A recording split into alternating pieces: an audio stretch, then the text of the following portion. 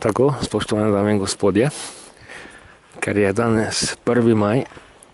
leta 2020, vedno znova pravimo, da je letos prelomno leto in tudi, če še nekajkrat ponovim,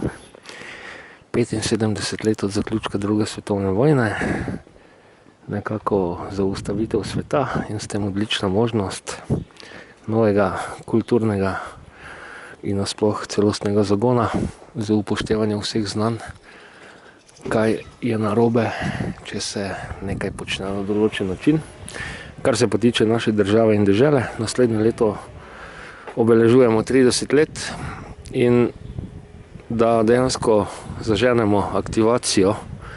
tistega, kar nam je v svetu edinstveno, se pravi splošno prepoznan termin za ljubezen, love, v našem imenu,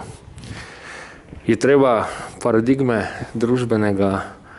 razvoja nekako ponastaviti, se otresti sovraštva in če že imamo love v imenu, se naj celoten naš razvoj udejanja skupno oziroma skladno s tem zavedanjem, kar seveda potem ne pomeni neke tiste naivne življenjske drže, da pa vse, kar pride na našo pot, je v redu, ampak pomeni dejansko zagotavljanje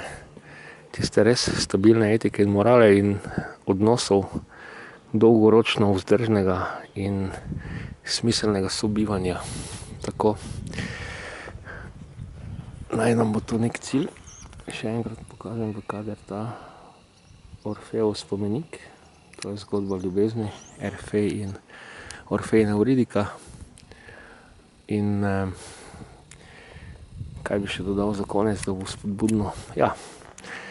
začeli bomo tukaj na Ptuju, vse poti vodijo na Ptuj in naj se celotna Slovenija resetira, da postanemo to, kar dejansko smo, kajti tudi beseda človek ima v sebi termin love, se pravi človek iz Slovenije je bitje ljubezni in naj nam bo to osnovno vodilo našega življenja.